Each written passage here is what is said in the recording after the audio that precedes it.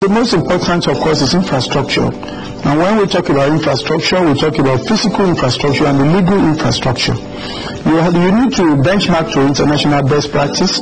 Like for instance, you must have the legal system that is consistent with international law, the common law globally. And you also need to ensure that you have physical infrastructure. It must be accessible by air, land, and if possible by sea. And of course, Nigeria presents such opportunity, particularly Lagos or the Lekki Financial Corridor, as we expect it will be. Beyond that, you must also have you must have law and order. In other words, security of life and property. It must be a place where people will conduct business without let or hindrance. A place where they will not be afraid that they could lose their lives, or there could be any criminal act that will affect business environments. These are the things that must be in place before you can then say you want to have a financial hub. The growth of an international financial system can be achieved by either of two means, through organic growth or an engineered growth. First, other economies follow to the organic path. Examples of cities that have evolved into international financial centers through organic growth include London, New York, Tokyo, and Hong Kong. Their growth was predicated, among other things, on a strong domestic market, large export outlets, stable exchange rates, and convertible currencies. Other conditions include a multi-product economy, developed payment and credit systems, a strong savings culture, and, among all these, driven by strict adherence to the rule of law. This approach obviously requires a long time frame.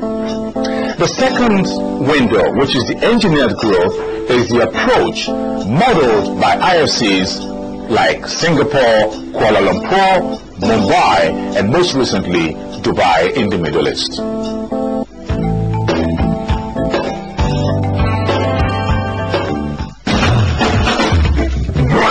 You be farmer, carpenter, mechanic, tailor, and you be hairdresser. You want make your small business grow? To get loan, don't easy.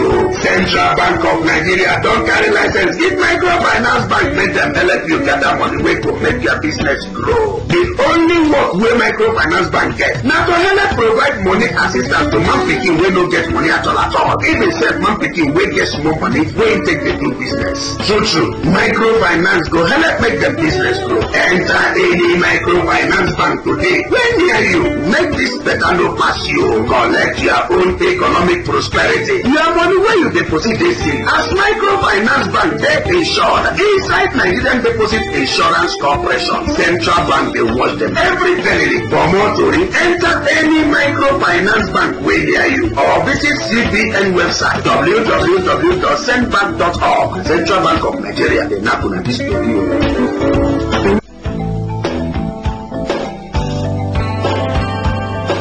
There was an argument really that we should adopt the European model, like London and New York. They emerge organically because, of course, over time, people were doing business in that hub, and then they naturally emerge as hub. But Nigeria cannot wait, as you know. One, we've lost a lot of opportunities. This is a land blessed with human and material endowments, and yet we have not explored that to the fullest. But thank God, since 1999, since the emergence of President Obasanjo, things are looking up. Currently, of course, our reserve level is very high, over $43 billion, and the highest in Africa. We might be able to harness this.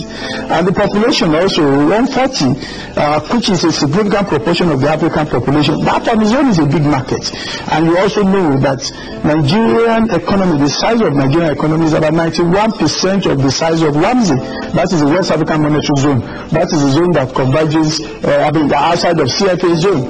When you look at the broad, the bigger West African economy, we are about 70% of West African economy. So everything that we have really confirms that if we're harnessed, we should really work very hard and catch up there is a need for us to catch up.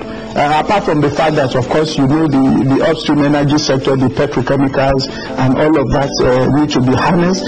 Even the potential in energy sector alone. South Africa, with population of 42 million, generates over 58,000 megawatts. Today in Nigeria, even if we succeed with all the government plans, we can only promise 10,000 at the end of December, which means that Nigeria has potential to actually do more than 100,000 megawatts.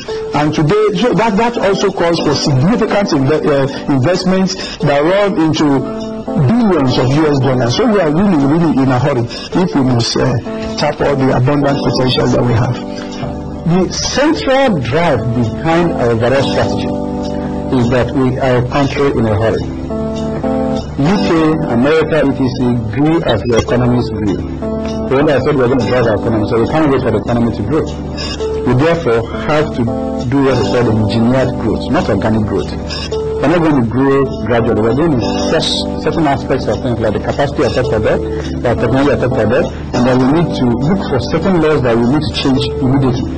You know, like the real estate law, like anything that will affect land use decree, like things like foreclosure, being able to get a contract enforced. The example of Dubai is particularly useful for Nigeria. Leveraging on oil wealth, the Dubai International Financial Center, or DIFC, was established as a city within a city from scratch, with the infrastructural base of a world-class financial center. Some of the most reputable international financial institutions, such as the Merrill Lynch, Deloitte, TDS, and Barclays Capital, have been attracted to the Dubai International Financial Center. We must design designating Nigeria's international financial center, just like you have a free trade zone. Just the way that Dubai has developed an international financial center, we must designate one. And this will go through the passage of necessary legislation. We sent a team recently to Dubai to understand how they have done it. And if there is a lesson that they have brought home, the first lesson is legislation. The second lesson, legislation. The third lesson, legislation. Legal and regulatory framework must be right for a financial hub to emerge, and we must begin to make steps in thinking through the kind of legislation, designating a place to be that, and then having the necessary review. We must have a complete review of all the legislations pertaining to the financial system to ensure market compatibility, consistency, and effectiveness. Strategies that I want to adopt is all about creating new laws. I gave the example about somebody who wants to raise money for his little business and he has property. If that property is not recognized as an asset by the banks, for instance, he has land, and there's no way that the banks or other financiers can defend or can prove that that property is not encumbered, so he can't raise the money. So we are therefore looking at how to make sure that we bring the real estate industry into the financial system. And so those laws that make it very expensive, very slow, and near impossible to register your property with the law, with the state, we are coming up with ideas and strategies on how to eliminate those, such that every single building in our market, every single property in our nation is able to be brought into the financial system. And we think if you can offload a lot of our property into the financial system, the power that will unleash economically, because the average man that has built his little house has it recognized as an economic unit. And so he can raise money to do some other business.